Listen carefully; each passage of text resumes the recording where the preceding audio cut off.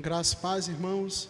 Estamos dando continuidade e, ao mesmo tempo, encerrando a nossa última parte do estudo sobre o neopentecostalismo. E hoje nós estaremos tratando da Igreja Mundial do Poder de Deus, falando sobre as heresias contidas nessa igreja, os ensinamentos perniciosos que há na Igreja Mundial do Poder de Deus. A gente está seguindo aquela mesma estruturazinha lá da Igreja Internacional da Graça. Falamos sobre a história, falamos sobre a estrutura e o funcionamento, algumas crenças dessa igreja, e hoje nós iremos estar encerrando, falando um pouco sobre as heresias que estão contidas na Igreja Mundial do Poder de Deus. É bom lembrar que muitas dessas heresias não são exclusivas da Igreja Mundial do Poder de Deus. Embora faça parte da Igreja Mundial do Poder de Deus, não é exclusiva. Em grande medida, muito do que eu vou falar aqui está atrelado a todas as igrejas neopentecostais, ou, no mínimo, as grandes igrejas neopentecostais. Então, vamos lá, falando sobre a última parte do nosso estudo. Nós iremos, abordar os ensinos heréticos da Igreja Mundial do Poder de Deus. E o primeiro desses ensinos espero que tenha ficado claro para vocês no estudo anterior, que o que fica mais patente dentro dos ensinos da Igreja Mundial do Poder de Deus é que os milagres tornam-se a centralidade do culto e da vida cristã. Então, a vida cristã, bem como o culto na Igreja Mundial do Poder de Deus, tem como centro os milagres. O milagre é o ápice da caminhada, bem como do culto cristão. Isso você pode perceber até mesmo no nome que é dado à sede da Igreja Mundial do Poder de Deus, que fica no Brás. Sabe como é o nome da sede da Igreja Mundial do Poder de Deus? Templo dos Milagres. É isso mesmo. Lá é conhecido e denominado como Templo dos Milagres. Quando a gente perpassa a Bíblia, a gente vê que os milagres têm de fato importância dentro do contexto bíblico. Isso não significa dizer que os milagres são a centralidade da vida cristã, nem muito menos do culto cristão. Quando a gente analisa, por exemplo, está aí marcado, Marcos capítulo de número 1 e o verso 38, é um texto interessantíssimo para a gente. Por quê? Porque Jesus no dia anterior tinha feito muitos milagres e as pessoas foram abençoadas com o seu ministério miraculoso.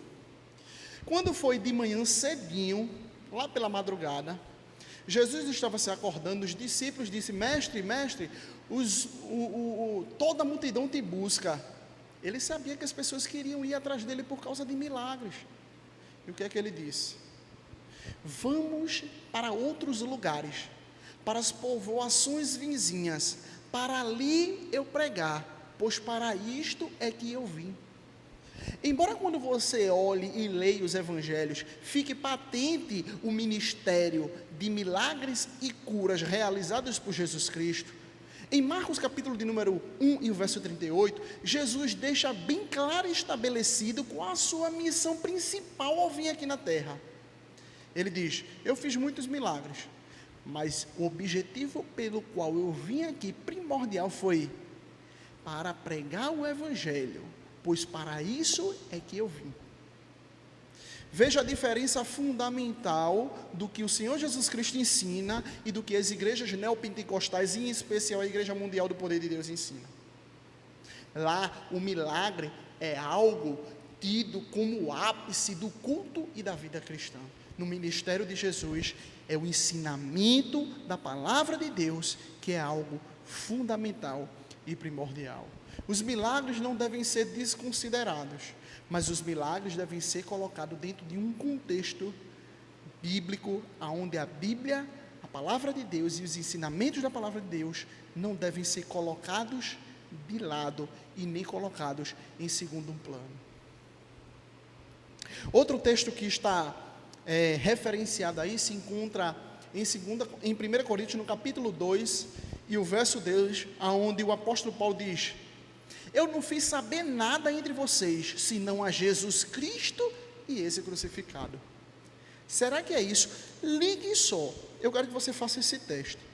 Quando tiver a oportunidade de passar lá as apresentações da Igreja Mundial do Poder de Deus com o pastor Valdemiro Santiago, eu quero que você pare pelo menos 5 minutos e veja o que ele fala na sua pregação, se tem a ver com Jesus Cristo e esse crucificado morto, ou se tem a ver simplesmente com um Jesus Cristo curandeiro e um Jesus Cristo milagreiro. Mais uma vez eu saliento, nós não queremos negligenciar o papel dos milagres, nem o papel da cura que Deus pode dar.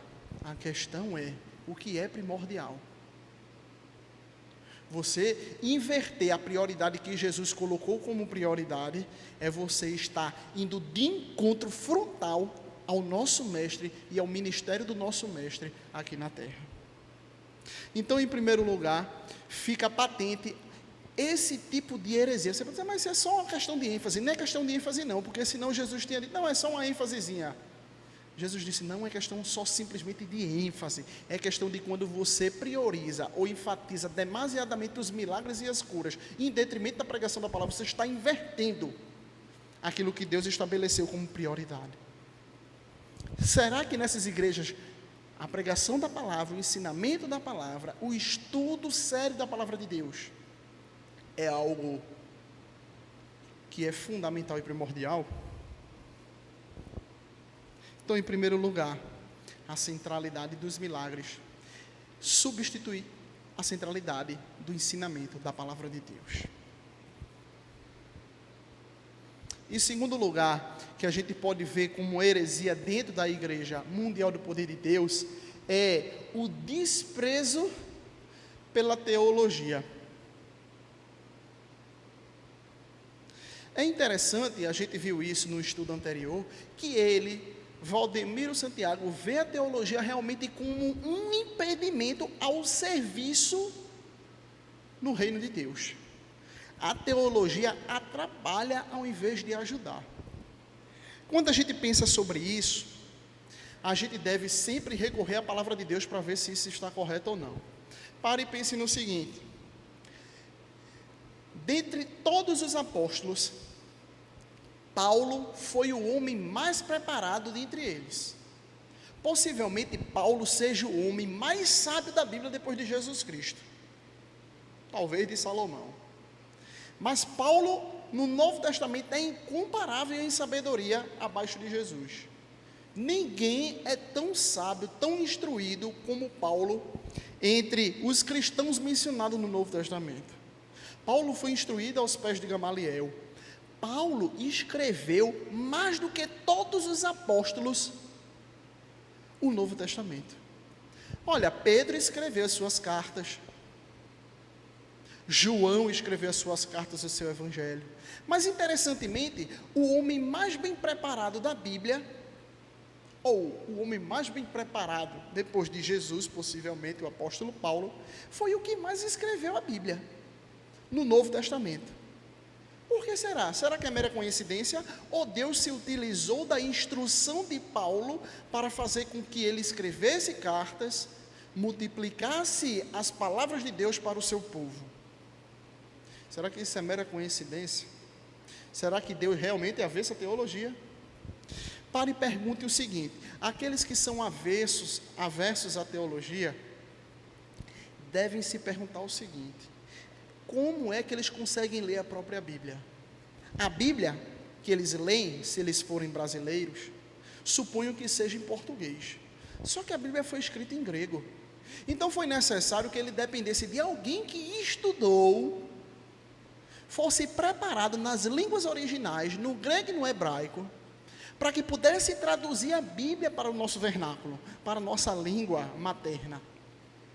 Então a gente depende até para ler a Bíblia de estudiosos. de pessoas que se dedicam com afinco.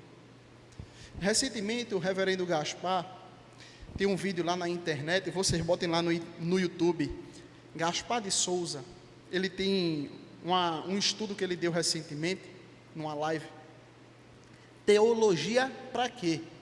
Vejam lá o vídeo, que ele vai mostrar ainda mais com minúcias, aquilo que eu estou querendo colocar em breves palavras, a importância da teologia no meio do povo de Deus. A teologia não mata, o que mata é a teologia ruim, o que mata é uma pessoa preguiçosa da boa teologia. Oséias diz que o meu povo está sendo destruído porque lhe falta conhecimento. Teologia nada mais é do que o estudo de tentar compreender melhor a revelação de Deus dada na Escritura. Então, se você quer se dedicar, quer usar os meios que Deus deu para compreender melhor a palavra de Deus, se beneficiar de grandes homens de Deus que se dedicaram mais do que nós, isso é o fazer da teologia. Então, dizer que a teologia é avessa o bom andamento e a promoção do reino de Deus é algo que é estranho à palavra de Deus, porque o apóstolo Paulo foi o homem mais utilizado em termos de escritura, de escrever as palavras de Deus no Novo Testamento do que qualquer outro apóstolo. Isso é estranho, isso é contrário à palavra de Deus. Eu indico também para vocês um livro escrito por N.T. Wright, onde ele escreve sobre o apóstolo Paulo, possivelmente a maior biografia que a gente tem hoje sobre o apóstolo Paulo, é escrito por N.T. Wright, pela editora Thomas Nelson Brasil. Então, outro grande erro é negar o estudo, o afinco da palavra de Deus, com afinco da palavra de Deus. Em terceiro lugar, o pragmatismo religioso. O que é o pragmatismo? Pragmatismo, defendido principalmente por William James, ele defende que o que importa são os resultados que advêm, não importa qualquer outra coisa. Se você realmente obter o resultado, então aquilo ali é positivo, aquilo ali é benéfico, aquilo ali é que é o válido.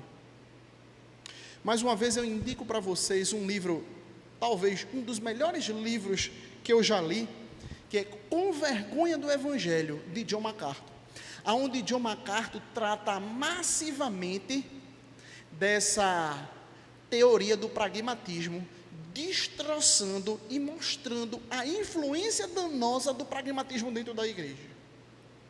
Mas o que isso tem a ver, então, com a Igreja Mundial do Poder de Deus em específico? Veja, a Igreja Mundial do Poder de Deus, ela é pragmática. O que é o pragmatismo? O que importa é o resultado. Em outras palavras, você busca o quê? Milagres? Aqui tem milagres. Deu resultado? Houve milagre? Houve cura? Você foi bem sucedido financeiramente? Você conseguiu acabar com seus problemas na sua vida pessoal? Pronto. Então aqui é o lugar certo para você. O que importa é o resultado. O que importa não é mais a verdade. O que importa agora é o resultado que a religião pode produzir para você. Traz um bem-estar pessoal para você? Traz o milagre que você precisava? Traz a prosperidade financeira que você tanto queria? Acaba com os problemas familiares que você tem? Então aqui é o lugar certo. Lembra lá do slogan midiático de Valdomiro Santiago? Que a gente falou no estudo anterior? Vem para cá, Brasil, que aqui tem milagre. Veja, a ideia é o seguinte: venha para cá, aqui tem milagre, aqui é o lugar certo. Entretanto, quando a gente compara esses ensinamentos com a palavra de Deus, a gente vê algo que é totalmente distorcido.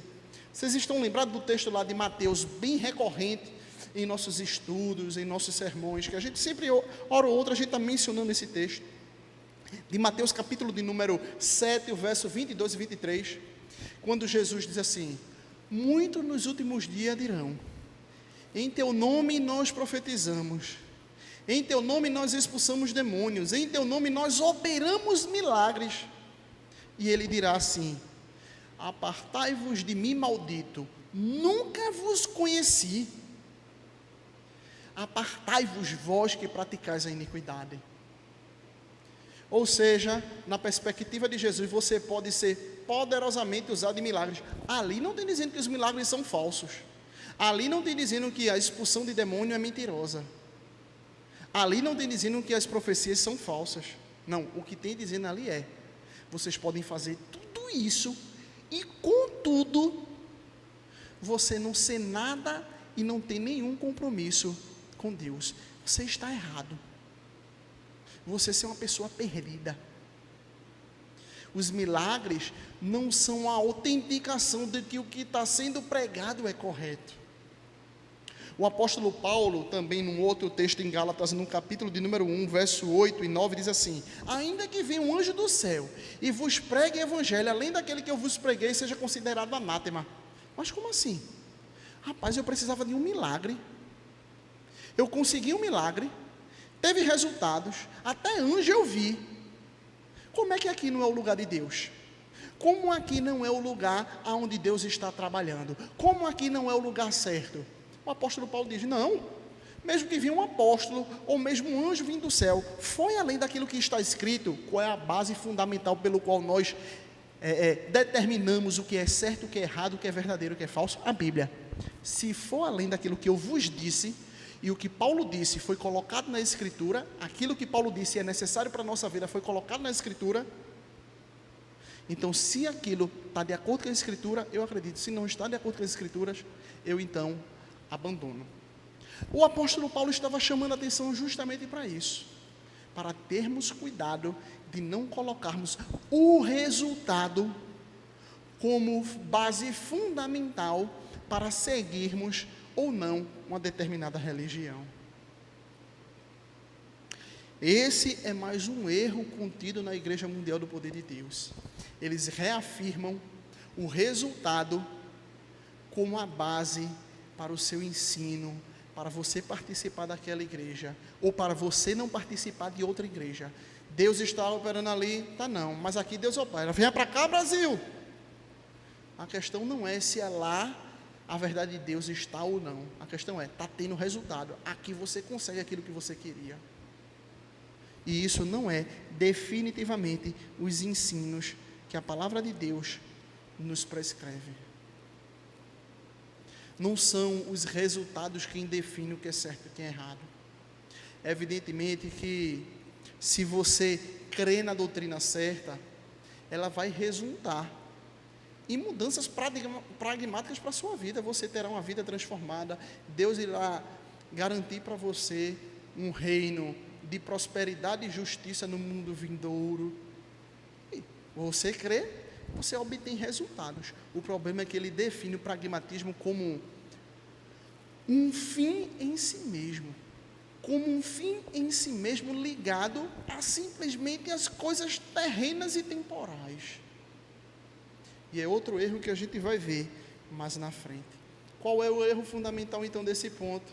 Achar e fundamentar a sua religião nos resultados e não naquilo que a Bíblia nos diz do que é certo e o que é errado. Vimos que a pessoa pode fazer milagre, pode fazer tudo, e ele ser simplesmente uma pessoa que é inimiga de Deus. Então a nossa base está na palavra de Deus, e não muitas vezes como as pessoas fazem. Vocês conhecem muitas pessoas que fazem isso, né? Você está ensinando a palavra de Deus, dizendo, mas o texto bíblico diz isso, a pessoa vai que faz. Irmão, mas a minha vida, se você vê, ou seja, eu estou ensinando o texto bíblico, mostrando as referências bíblicas, explicando, a pessoa vem contar a história dela para dizer que é diferente daquilo que a Bíblia diz. Isso é pragmatismo. Aconteceu na minha vida assim, teve resultado assim, logo, isso é o certo. Isso é o pragmatismo. A gente não faz isso. A gente submete as nossas experiências, os resultados que há na nossa vida, ao crivo da palavra de Deus. Esse é o terceiro erro propagado na Igreja Mundial do Poder de Deus. Quarto lugar, o erro que a Igreja Mundial do Poder de Deus traz A heresia é a religião que eu tinha mencionado um pouco no ponto anterior, a religião do presente século.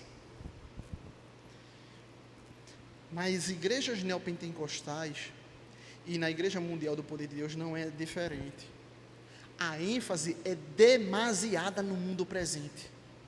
As bênçãos são bênçãos materiais. As bênçãos são bênçãos de cura, de prosperidade, de ausência de problemas dentro da sua casa, no seu trabalho. Tem a ver só com esse mundo presente. Enquanto no pentecostalismo clássico havia um erro crasso em negligenciar esse mundo presente, simplesmente pensando no mundo que ainda estava por vir, no neopentecostalismo eles caem no extremo oposto. Eles agora vêm e enfatizam demasiadamente o tempo presente e se esquecem do mundo futuro. A Bíblia nos chama a entendermos a nossa relação dos dois modos bíblicos, ou seja, termos um apreço pelo mundo presente e termos um apreço pelo mundo futuro. O apreço que eu tenho pelo mundo presente deve determinar a forma que eu vivo no mundo. O apreço que eu tenho pelo mundo futuro, melhor dizendo, determina a forma que eu tenho pelo apreço ao mundo presente. Pare e pense o seguinte: você é muito ganancioso?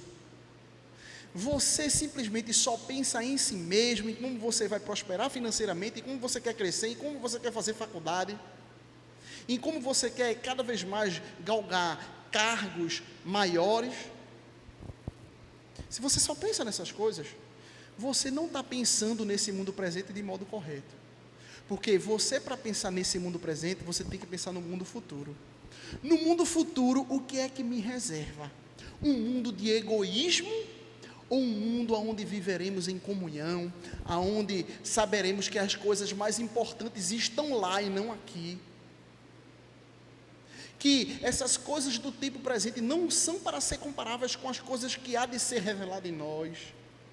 Se você vive dessa maneira, o modo de você lidar com o tempo presente é diferente. Você passa a não ser tão ambicioso pecaminosamente. Você não passa a ser tão ganancioso, egoísta. Porque você sabe, há um mundo ainda que me espera. Se esse mundo definitivamente fosse a única coisa que nos restasse, nós deveríamos fazer de tudo para roubar, mentir, destruir o irmão, falar mal, para conseguirmos tudo que nós queríamos. Porque só resta isso. Mas não há só isso aqui. E como cristão a gente deve ter essa certeza, e essa certeza deve impactar o modo como nós vivemos nesse mundo. Devemos pensar no tempo presente, sim, mas devemos pensar no tempo presente de um modo correto, visualizando o mundo futuro. A minha perspectiva do mundo futuro, do reino vindouro, deve impactar o modo como eu vivo essa vida. Se você sabe que existe um mundo vindouro, então você não vai estar desesperado com o coronavírus. Ai, será que eu vou morrer? Ai, meu Deus, ai, bota a máscara, tira, ai, limpa aqui. Tem gente que está psicopata. Acorda de manhã pensando em coronavírus, vai dormir pensando em coronavírus, ora em coronavírus, vê as pragas do Egito e diz: será que aqui tem coronavírus? Tudo é coronavírus. Meu irmão, sabe de uma coisa? Se você não morrer nessa pandemia, um dia você vai morrer. É triste me dizer isso aqui. Um dia você vai morrer. É para você ser negligente, sair por aí e simplesmente não se cuidar? Não. Mas muitas vezes os cristãos estão desesperados. Ai, eu vou morrer. Você vai morrer, criatura. Você não sabia disso, não? Pode não ser hoje, mas daqui a 2, 3 anos, 4 anos, 5 anos, 20 anos, 30 anos, mas você vai morrer, a menos que Jesus Cristo volte antes. Saiba viver no mundo presente, sabendo que há um mundo futuro. A igreja não deve estar amedrontada, desesperada diante do que está acontecendo aí. Quem deve estar desesperado são os neopentecostais, que só pensam no mundo de agora. Eu sei que, ainda que Deus me mate, diz o próprio Jó, nele esperarei. Ele sabe em quem ele tem crido. Nós devemos também saber em que nós temos crido. Cautela devemos ter, mas a nossa confiança inabalável no mundo vindouro deve ser espelhado no mundo presente.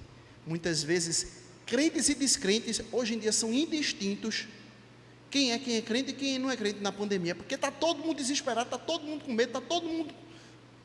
Não, crente ele tem a sua confiança inabalável em Jesus Cristo.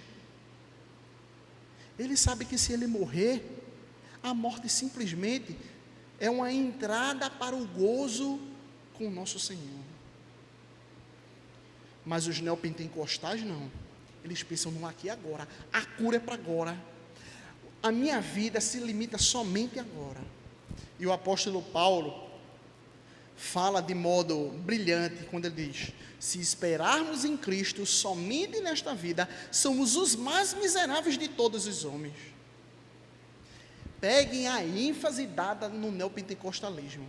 É um Cristo que abençoa para as coisas materiais e presentes e temporais, e ele pode fazer isso. E se ele fizer isso na sua vida, dê glória. Se ele lhe der um carro, glorifique a Deus. Se ele lhe der uma mansão, glorifique a Deus. Se ele lhe fizer milionário, glorifique a Deus com seus bens. Mas o Cristo que a gente serve não é um Cristo reduzido às coisas temporais. O Cristo que nós servimos é um Cristo aonde ele não se limita às coisas do tempo presente, porque se limitarmos a Cristo somente a essa vida, somos os mais miseráveis de todos os homens. Cristo veio nos dar algo muito mais valoroso do que a riqueza material, do que a cura temporária, do que a cessação dos problemas. E se ele nos der isso, glória a Deus. Mas ele veio nos dar algo que aí sim ele garante. Tem uma promessa clara na palavra de Deus, que é uma vida por toda a eternidade com ele. Isso é mais precioso do que qualquer coisa que a teologia da prosperidade possa nos dar, ou possa nos prometer, do que esses ministérios de cura e milagre podem nos dar. Recobrem a sanidade bíblica. Se esperarmos em Cristo, somente nessa vida, somos os mais miseráveis de todos os homens. A Bíblia nos conclama a relembrarmos do mundo vindouro, e essa perspectiva do mundo vindouro deve me levar a compartilhar os meus bens, a me dedicar ao próximo, ao ponto de me arriscar a minha própria vida, para que ele possa ser beneficiado. O irmão está precisando de ajuda, mas eu tenho um problema aqui, eu posso morrer. E é mesmo? O irmão está precisando de você, você pode morrer, você não ajuda? Foi exatamente isso que Cristo fez, foi exatamente isso que o apóstolo Paulo fez, foi exatamente isso que os apóstolos fizeram, foi exatamente isso que a igreja cristã fez ao longo dos séculos. Eu não sou neopentecostal, você não deve ser neopentecostal. Devemos orar a Deus, dizendo: Deus, seja gracioso a nós, nos ajuda a entendermos que a nossa religião não diz respeito simplesmente a guardar a nossa vida presente, mas saber que nem morte, nem vida, nem anjo, nem principado, nem as coisas do presente, nem do porvir, nada poderá nos separar do amor de Deus que está em Cristo Jesus, o nosso Senhor. O apóstolo Paulo vai dizer antes: somos entregues à morte todos os dias, somos reputados como ovelhas para o matadouro, mas em todas essas coisas somos mais do que vencedores. O neopentecostalismo diz: não, matar-se todo dia, negar-se a si mesmo, tomar a cruz. Isso não é o evangelho. E a Bíblia diz: isso são as implicações do evangelho para a nossa vida. Se você crê no evangelho, ela traz como implicação para a sua vida uma vida de renúncia, uma vida de se doar ao outro, uma vida de não ter apreço pela sua própria vida, porque aquele que despreza a sua própria vida, ganhá-la-á, vai dizer o apóstolo, vai dizer o Senhor Jesus Cristo. Em quinto lugar, estamos encerrando, só falta mais um ponto. Nosso relacionamento com Deus é medido pela quantidade de bênçãos temporais. Isso perpassa todo o neopentecostalismo, não é só exclusivo da Igreja Mundial do Poder de Deus. Se você está bem com Deus, então Deus vai lhe curar. Se você está bem com Deus, então Deus vai solucionar os seus problemas familiares. Se você está bem com Deus, Deus vai lhe dar prosperidade financeira. Olha como aquele irmão ali está crescendo. Ele estava, chegou lá como auxiliar de produção, chegou para encarregado, hoje é supervisor, agora já está com a promessa aí de ser gerente, Deus tem abençoado aquele irmão, a comunhão grande com Deus, e pode ser, mas o fator determinante que eu vou medir a comunhão de uma pessoa ou da minha pessoa com Deus ou não são as bênçãos que Deus pode me dar, em especial as bênçãos temporais. Mas é isso que o neopentecostalismo faz. Se você não teve um milagre, algum problema tem aí com a sua fé. Alguma coisa está de errado aí, porque o pressuposto é o seguinte: Deus quer curar todo mundo, Deus quer fazer milagres para todo mundo. O problema é que o pessoal não tem fé. O problema é que o pessoal está em pecado. O problema é que Satanás está cirandando na vida daquela pessoa. Mas a palavra de Deus não mede a nossa comunhão com Deus, a nossa vida com Deus, a essas coisas. Eu posso ter uma vida de comunhão com Deus e Deus me abençoar temporalmente? Pode. E Deus comumente faz isso com o seu povo. Mas a medida pelo qual eu vejo se aquela pessoa está em comunhão com Deus ou não, não é essa. A medida pela qual eu julgo uma pessoa no parâmetro da palavra de Deus para ver se ela é crente ou não, não é essa. Não são as bênçãos temporais. A Bíblia diz assim: aquele que está em Cristo tem todas as bênçãos temporais. As coisas velhas já passaram, e que agora todos os milagres novos, é isso? Se você está em Cristo, você é nova criatura. As coisas velhas, as práticas pecaminosas, a vida sem Deus se passou. Eis agora que você tem uma nova vida diante de Deus. Você agora é um convertido diante do Senhor. A sua vida agora tem uma virada de 180 graus.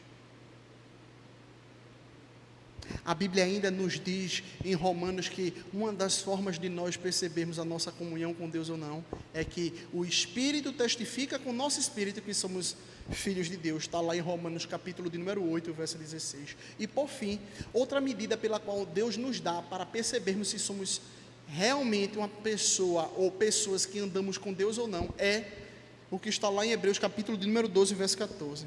Segui a paz com todos e a santificação, sem a qual ninguém verá a Deus. Você pode ter todas as riquezas desse mundo, todos os milagres extraordinários desse mundo, Deus nunca lhe garantiu que você tenha uma vida com Ele. A medida é: siga a paz com todos e a santificação, sem a qual você não verá a Deus. A santificação é o resultado externo da ação interna do Espírito Santo em nossas vidas ao nos salvar. Eu fui salvo, Como isso fica evidente? Por meio de uma vida de santificação. O próprio Jesus disse que pelos seus frutos conhecereis. Ele não diz: pela quantidade de milagres que vocês recebem, vocês serão conhecidos. Ele diz: pelos seus frutos conhecereis. Porque se você é uma árvore má, você dará maus frutos. Se você é uma árvore boa, você dará bons frutos. Então a Bíblia nos conclama a não adotarmos esse tipo de concepção perniciosa para as nossas vidas, de que a minha comunhão está atrelada ao meu bem-estar temporal. Tem muita gente bem temporalmente e distante do Senhor. E para finalizarmos então, lidando com os iludidos. Aqui é simplesmente uma palavra pastoral para que nós, que temos conhecido parte da verdade da palavra de Deus, possamos lidar com amor com essas pessoas que estão dentro do neopentecostalismo. Não é raro vermos pessoas simplesmente menosprezando, pessoas fazendo gracejo e chacota com pessoas que estão dentro do movimento neopentecostal. E eu aqui me coloco como uma pessoa que muitas vezes acaba me extrapolando nisso.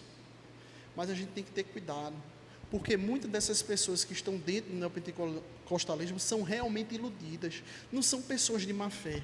Elas estão querendo de alguma forma encontrar um caminho, mas estão encontrando um caminho errado, estão tendo uma motivação errada, estão perdidos sem Deus.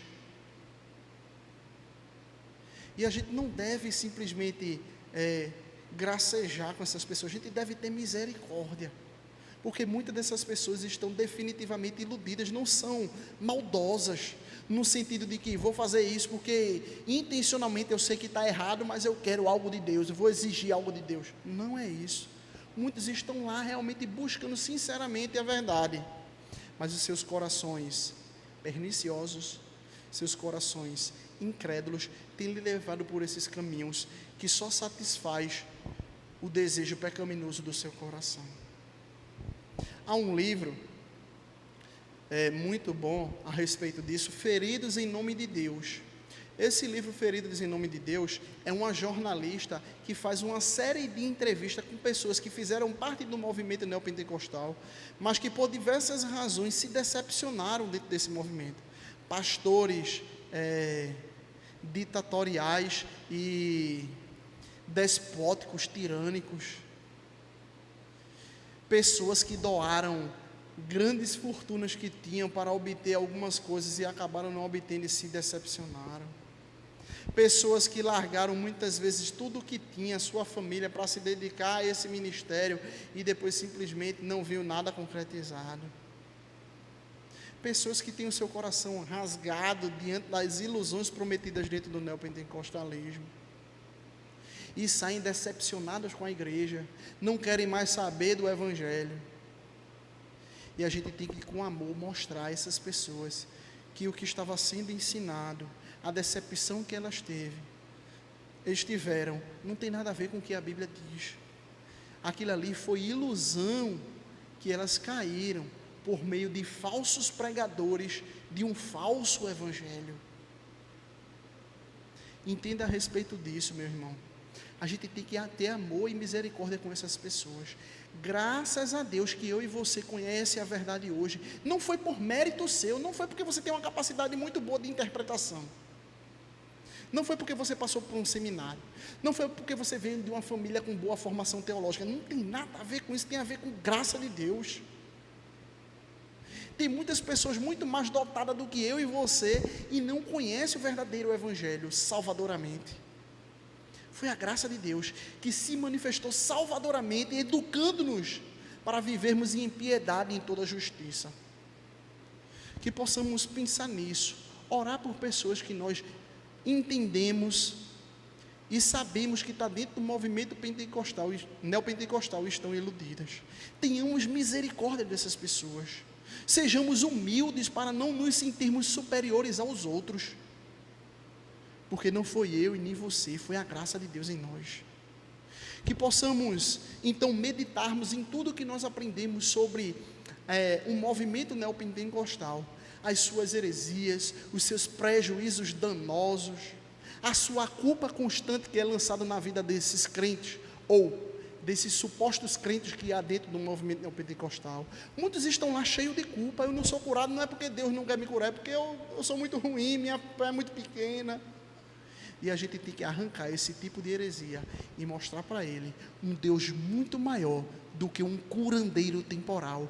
Um Deus que veio trazer vida, e a vida em toda a sua abundância, aonde um dia não haverá mais necessidade de cura temporal, não haverá mais necessidade de uma prosperidade temporal passageira. Nós teremos riqueza por toda a eternidade, nós teremos saúde por toda a eternidade. Tudo aquilo que o nosso coração muitas vezes almeja temporalmente, nós teremos por confiarmos na obra salvadora de Jesus Cristo. Jesus Cristo é tudo para a gente, mas além dele ser tudo para a gente, ele nos dá resultados eternos maravilhosos, garantido por sua obra perfeita na cruz do Calvário. Que possamos pensar a respeito disso. E aqui nós encerramos mais esse momento e mais esse estudo, esse tema baseado no neopentecostalismo, onde estudamos a Igreja Verbo da Vida, onde estudamos a Igreja Universal do Reino de Deus, a Igreja Internacional da Graça, a Igreja Mundial do Poder de Deus, alguns ensinamentos introdutórios sobre o neopentecostalismo. Que esses estudos tenham sido bênção à vida de vocês e sejam gratos por Deus ter aberto os nossos corações para compreendermos as suas verdades. Que Deus nos abençoe.